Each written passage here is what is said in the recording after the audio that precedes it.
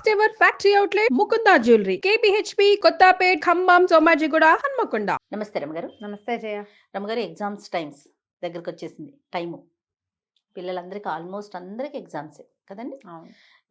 ఎలాంటి tips follow అయితే పిల్లలు చక్కగా రాయటానికి మంచి మార్కులు తెచ్చుకోవటానికి అవకాశం ఉంటుంది? మనము ఎలాంటి వాతావరణం కల్పించాలి ఇంట్లో? స్కూల్లో చదివే చదువుతారు, ట్యూషన్లో చదివే చదువుతారు. చదువు కాకుండా మనం ఎలాంటి వాతావరణం కల్పించాలి? ముందు టీవీ మానేయాలి, స్క్రీన్ టైం తగ్గించాలి. వాళ్ళకే కాదు, మీకు కూడా. ఎస్, పేరెంట్స్ కూడా స్క్రీన్ టైం తగ్గించుకోవాలమ్మా. నువ్వు చదువుకో అని నువ్వు ఫోన్ చూస్తుంటే ఒళ్ళు మండిపోతుంది. సీరియల్ ఫాలో అవ్వట్లేదు, సీరియల్ మిస్ అయిపోతున్నాము లాంటి భావాల్లోకి దయచేసి తల్లులు వెళ్ళకూడదు. సీరియల్స్ బోరియల్స్ ఇంపార్టెంట్ కానీ కాదు. ఇప్పుడు చూడపోయినా వచ్చిన నష్టం లేదు. సోపాపెరాలు అలాగే నడుస్తూనే ఉంటాయి, సబ్బులు పోతూ ఉంటాయి, ఎప్పటికో చూడొచ్చు. తర్వాత మనము స్క్రీన్ టైం తగ్గించడం. ఒకవేళ ఇంట్లో ఇన్లాస్ ఉంటే పిల్లలు ఇంట్లో ఉన్న సమయాల్లో వాళ్ళకి స్క్రీన్ని పెద్దగా అనుమతించద్దు. ఇది ఒక బేసిక్ రూల్గా పెట్టుకోండి. మరి యాక్సెప్టెన్సీ ఉండొద్దు రమ్మగారు, ఒప్పుకోవాలిగా. ఇప్పుడు పెద్దవాళ్ళు ఉంటారు, వాళ్ళకేమో పాపం టీవీ అలవాటు అయిపోతుంది. వాళ్ళకు ఒక గదిలో టీవీ, చెవుల్లో హెడ్ ఫోన్స్, టీవీ మూత పైకి రాకుండా ఇంకా అలాంటివి ఏర్పరచండి. దానికి అవకాశం చూసుకోవాలమ్మా. అంతే, మనకు అవ్వా బువ్వా ఒక కావాలంటే ఎలా కుదురుతుంది? బాగా చెప్పారు కదా. కదా మనకి పిల్లలు చదువు ఇంపార్టెంట్. ఇప్పుడు జనరల్గా జయ పాత పద్ధతి ఒకటి చెప్తా. ఏ రోజు దారోజు చదువుకోవటం అనేది ఒక విధానం. అవును. ఇప్పుడు ఈ ప్రాజెక్టులని ఇంకేమిటో అని బోల్డెన్ రకాలని హోంవర్క్లని రోజువారీ రీడింగ్ టైము కొంత తక్కువ చేసుకుంటారు. మనం మొదటి నుంచి జాగ్రత్త పడితే రెగ్యులర్గా టెక్స్ట్ బుక్ రీడింగు అనేది ఒక ప్రాక్టీస్ ఉంచుకుంటే హాయిగా ఉంటుంది. ఒకవేళ అలాంటిది ఏదో పెద్దగా లేదు, వాళ్ళు ఏదో ట్యూషన్లు పోయారు, మీరు బిజీగా ఉన్నారు, కొన్ని ప్రిపేర్ అవ్వాలి, కొన్ని సరిగ్గా రావు, కొన్ని టెస్ట్లు అప్పుడు చదువుకోకుండా మనం ఏదో ఊరు తీసిపోయాం పిల్లల్ని, వాళ్ళకే జ్వరాలో దగ్గులో జలుబులో ఏవో కొన్ని వీళ్ళే ప్రిపేర్ అవ్వకుండా ఎగ్గొట్టేస్తారు. కొన్ని విషయాలు ఉండిపోతాయి. మనం పరీక్షల సమయాల్లో మీరు శ్రద్ధ వహించదలుచుకుంటే, కాకపోతే నన్ను అడిగితే నిజాయితీగా నేను మా పిల్లల పరీక్షలకి నేనేం హైరాన్ పడలా. వాళ్ళ రకం, వాళ్ళ దారిని వాళ్ళు చేసుకున్నారు. ఒక్కొక్క రకంగా చదువుతారు. ఇద్దరు పిల్లలున్నా ఒకరు బాగా చదివితే మార్కులు వస్తాయి, ఇంకొకరు చదవకపోయినా మంచి మార్కులు తెచ్చుకుంటారు. నేను పెద్దగా ఏం చేయలేదమ్మా. నేను ఇవి జనరల్ అవగాహనతో చెప్పేదే ఇది. మా పిల్లలు ఎలాగో పెద్ద పిల్లలు అయిపోయారు కదా. మనం జనవరి మొదలయ్యేసరికి మనకి మార్చి ఏప్రిల్లో పరీక్షలు ఉంటాయి జనరల్గా కదా. జనవరి వచ్చేసరికి జాగ్రత్త పడడం మంచిది. ఇప్పటి నుంచి రోజు కాసేపు రీడింగ్ టైం ఉంచండి. ఒకసారి ఒక్కొక్క సబ్జెక్ట్ వైజ్గా. మరి చిన్నపిల్లలు 8th 9th 10th క్లాస్ దాకా మనం చూడొచ్చు. ఇంటర్మీడియట్లో పెద్దగా చూడలేని చెప్పగలుగుతామంతే, వాడేం వెండం అన్నమాట. అవును. ఈ లోపల క్లాసు పిల్లల్ని వాడు ప్రతి సబ్జెక్ట్లో ఎలా ఉన్నాడో ఒకసారి థరోగా చెక్ చేయండి. రోజుకో సబ్జెక్ట్ చూసుకుని వాడు దేంట్లో వీక్గా ఉన్నాడో పిల్లవాడు మీరు నిజాయితీగా మాట్లాడుకోండి అమ్మా. దీనికి వాడు నేను చదవలేదు నాకు రాదు అనగానే బడకాయించి మీద పడ్డారనుకోండి, చెప్పరు వాళ్ళు. చచ్చినా చెప్పడు వాడు అని నాకు వచ్చంటాడు. లేకపోతే నిన్ను టలాయించటానికే చూస్తాడు. తల్లినో తండ్రినో మీకు అబద్ధం చెప్తారు ఒకటి, లేదా మిమ్మల్ని తప్పించుకుంటారు. ఈ రెండూ చేయకూడదంటే వాడు ఉన్నది ఉన్నట్టుగా మాట్లాడేలాంటి వాతావరణాన్ని మీరు అలవాటు చేయండి. అది మీరు చిన్నప్పటి నుంచి చేయాలి. వాడు నేనేం చెప్తే ఈవిడేమంటుందో వాడికి తెలుసు.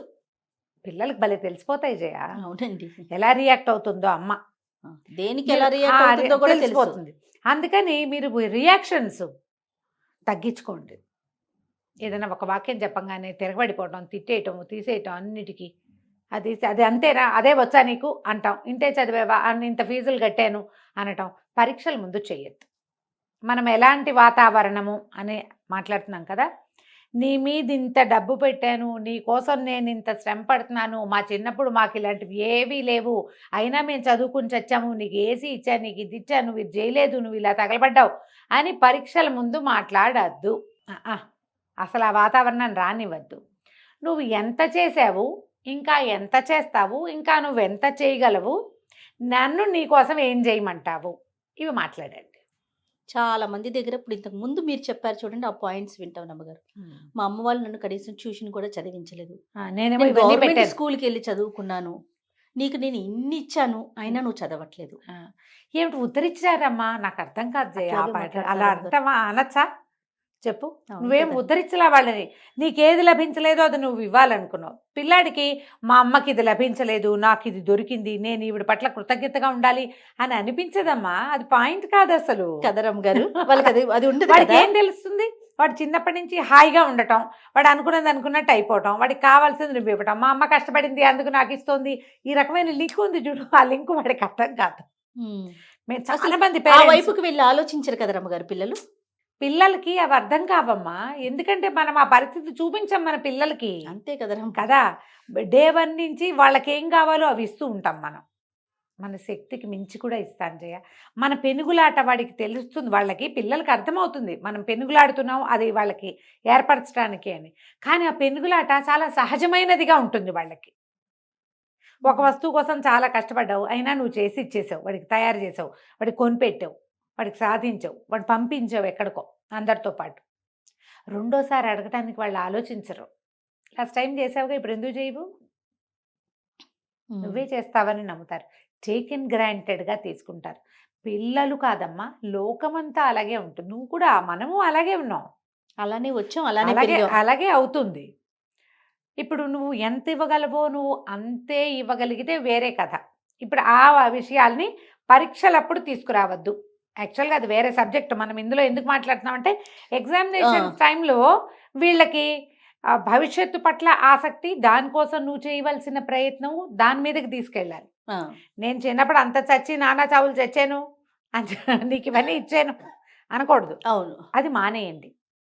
వీళ్ళకి ఇవ్వాల్సిన ఎన్వైర్న్మెంట్ మనం ప్రధానమైంది. ముందు నుంచి రీడింగ్ ఉందా లేదా, ఇప్పుడు ఏ ఏ సబ్జెక్టులు ఎంతంత. ఒకవేళ మీరంతా చదువుకోలేదు, మీది ఆ సబ్జెక్ట్ కాదు, మీకు అర్థం కాదు, మీరు వాళ్ళని హ్యాండిల్ చేయలేరు. వైఫ్ అండ్ హస్బెండ్లో ఎవరో ఒకళ్ళకి తప్పకుండా పిల్లల మీద హోల్డ్ ఉంచుకోండి. జనరల్గా ఉంటుంది. తల్లుళ్ళు కూర్చొని చదివించేస్తారు 2 ముట్టికాయలు ముట్టి, ఒక్కో చోట తండ్రులే 2 చెంపకాయలు కొట్టి కూడా చదివించగలుగుతారు. రెండో వాళ్ళు ఇందులో ఎంటర్ అవ్వకండి. ఎవరైనా ఒకరు కూర్చోమంటారు, ఒకళ్ళు కూర్చోండి, వాడిని కొట్టద్దు, నువ్వు వాడిని తిట్టద్దు, ఇప్పుడు తిడితే ఏమొస్తుంది, నువ్వు హాయిగా అప్పుడు తిరిగావు ఇప్పుడు వాడిని అంటావా, అలా బ్లేమ్ చేసుకోవద్దు. పిల్లల ముందు ఒకళ్ళనొకళ్ళు బ్లేమ్ చేసుకోవటం మానేయాలి. పరీక్షలప్పుడు అసలు కాదు. ఈ కార్యక్రమాలన్నీ ఎప్పుడు పెట్టుకోవాలి చెప్పండి మరి. అది కూడా పిల్లలు లేనప్పుడే. Okay, right. పిల్లలు లేనప్పుడే మీరు ఏదైనా పెట్టుకోండి. ఎప్పుడో ఒకసారి ఉద్రేకం వస్తుందమ్మా, అప్పుడు అనేస్తావు నువ్వు, మనం అనేస్తాం. కానీ ఈ నిరంతర ప్రోగ్రామ్గా ఉండకూడదు. అది ఈ కార్యకలాపాలకు నిరంతరాయంగా ఉండకూడదు, మన ఎపిసోడ్ లాగా. అదే ఎప్పుడో ఒకసారి. ఇది కేర్ఫుల్గా ఉండండి. 2 పిల్లలు ఉంటే పిల్లల్ని పంచుకోండి. ట్యూషన్ టీచర్ ఉంటే ట్యూషన్ టీచర్తో మంచి ర్యాపో మెయింటైన్ చేయండి. పిల్లల్ని తలుపులు వేసుకుని గదుల్లో ఉండనివ్వకండి. ఓకే, ఏదైనా ఒక ప్రోగ్రామ్ లాగా పెట్టుకుని ఇవి కవర్ చేద్దాం, నువ్వు ఎంతవరకు చదివావు, ఇది అయ్యిందా, అప్పచెప్పు అని అప్పచెప్పించుకోండి. వీలైతే కొన్ని మాక్ టెస్ట్లు నిర్వహించండి. మీరు క్వశ్చన్స్ రాసేయండి, వాడికి ఆన్సర్ రాయటం ఈజీగా ఉంటుంది. అమ్మ కూడా మన కోసం పనిచేస్తుందంటే వాడు కూడా కొంచెం ఉత్సాహంగా ఉంటాడు. 2 ఏళ్ళు రాశాను జయ నేను క్వశ్చన్లు. అవునా రమ్ గారు, వెరీ గుడ్. పెద్ద అబ్బాయికి రాయలే. ఏ మాట ఎగ్జామ్ రాస్తే మీరు కూడా పాస్ అయిపోవటమే. అబ్బాయి ఆన్సర్లు మనకు రావు, ఓన్లీ క్వశ్చన్స్. ఓకే, ఓన్లీ క్వశ్చన్లే వచ్చు. ఏదైనా రాయి అనగా నేను నువ్వు క్వశ్చన్ రాయి అంటావు, మళ్ళీ రాయేసుకోవటం కూర్చొని. క్వశ్చన్ రాసి ఆన్సర్లు అంటే ఇంకొకటి పెట్టుకోండి, ఎప్పుడు కూడా మొదటి క్వశ్చన్ నుంచి చివరి క్వశ్చన్ దాకా రాయొద్దు, జగ్లింగ్ చేసుకోవాలి.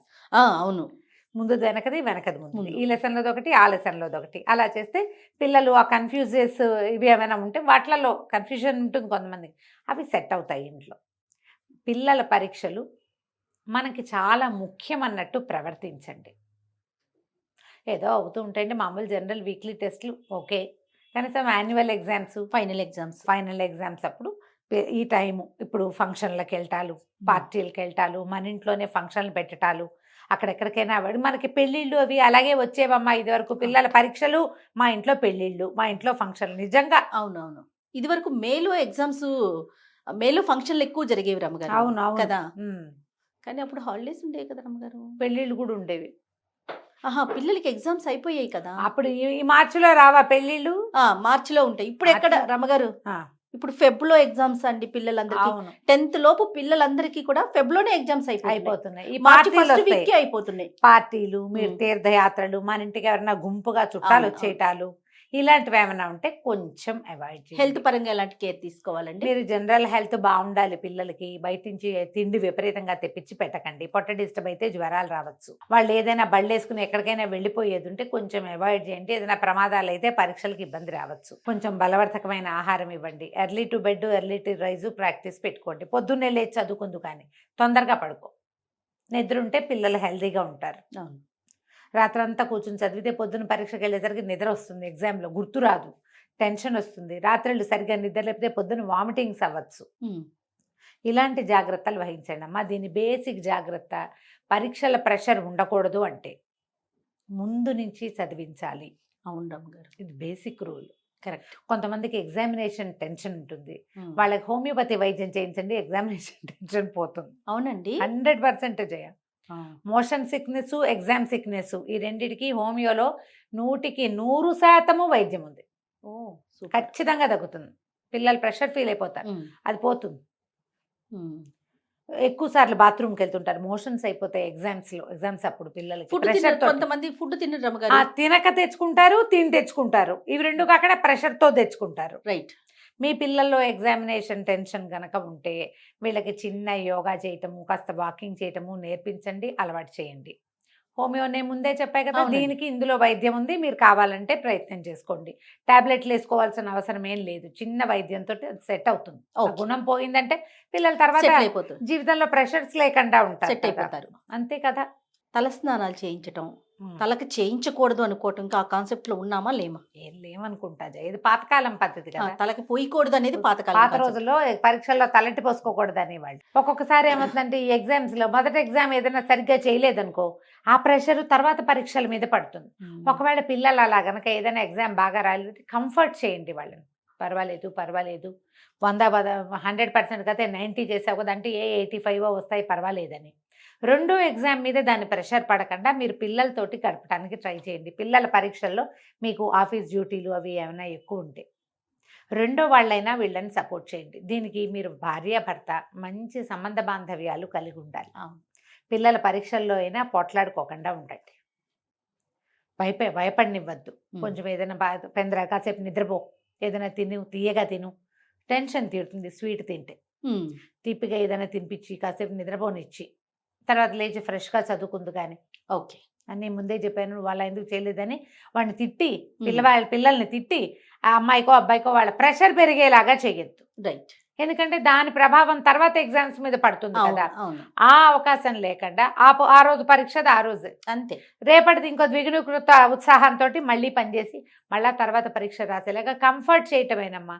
దీనికి బేసిక్ రూల్ పిల్లలతో సంబంధ బాంధవ్యాలు మంచిగా ఉండాలి మనకి. ఎప్పుడు నేను చెప్పేదాన్ని నువ్వు వినేవాళ్ళవి, మీరు వినేవాళ్ళు అన్న ధోరణిలో ఉండకూడదు. లేదా నీకు నచ్చింది ప్రతిదీ నేను చేసి తీరుతాను అనేది కూడా కరెక్ట్ కాదు. ఒక విధమైన ఫ్రెండ్షిప్ నడుస్తూ ఉండాలి తల్లి పిల్లలకి మధ్యలో, అప్పుడే కుదురుతాయమ్మా ఇవి. మనం కంఫర్ట్ చేయాలన్నా, వాళ్ళని మంచి మాటలతో లొంగదీయాలన్నా, వాళ్ళని లైన్లో పెట్టాలన్నా, మందలించాలన్నా మనకి వాళ్ళకి మంచి బాంధవ్యం ఉండాలి కదా. ఉండాలి. పైగా ఇద్దరు పిల్లలు ఉంటే ఒకళ్ళని కేకలేకుండా రెండో వాళ్ళని కేకలేస్తే వీళ్ళకి వేరే ప్రాబ్లమ్స్ వస్తాయి. కొంచెం చూసి జాగ్రత్తగా హ్యాండిల్ చేసుకోవాలి. రైట్. థ్యాంక్ యూ రమ్మ గారు. నమస్తే. నమస్తే.